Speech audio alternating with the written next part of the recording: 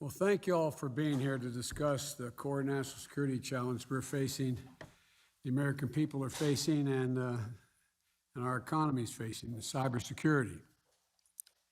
We've seen time and again how the technologies we rely on, from our cell phones to pipelines to the electric grid, can become targets of hackers and criminals. At the same time, our skilled cybersecurity workforce has not grown fast enough to keep pace.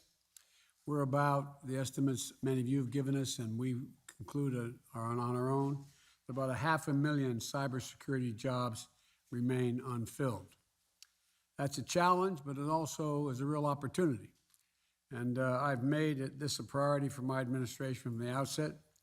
And in May, I issued an executive order to modernize our defenses and improve our federal government's cybersecurity.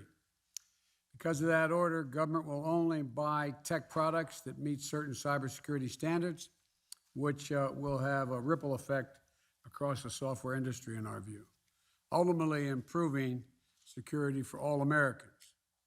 We've launched a 100-day initiative to improve cybersecurity across the electric sector. That initiative has already resulted in more than 150 utilities that serve 90 million Americans being deployed and or committing to deploy cybersecurity technologies that are extending that initiative as to gas pipelines as well next. That's where we're going.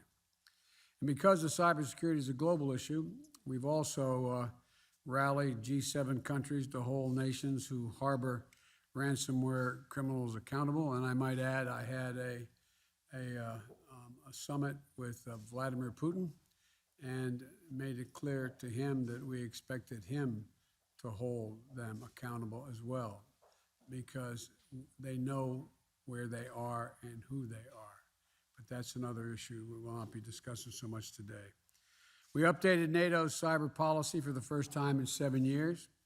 And today, my team is hosting a meeting bringing together 30 of the nations, 30 nations to step up in their fight against ransomware. But the reality is, most of our critical infrastructure is owned and operated by the private sector, and the federal government can't meet this challenge alone. So I've invited you all here today because you have the power, the capacity, and the responsibility, I believe, to raise the bar on cybersecurity. And so ultimately, we've got a lot of work to do, and thank you all very much, and thank the press for being here. We're going to go private now.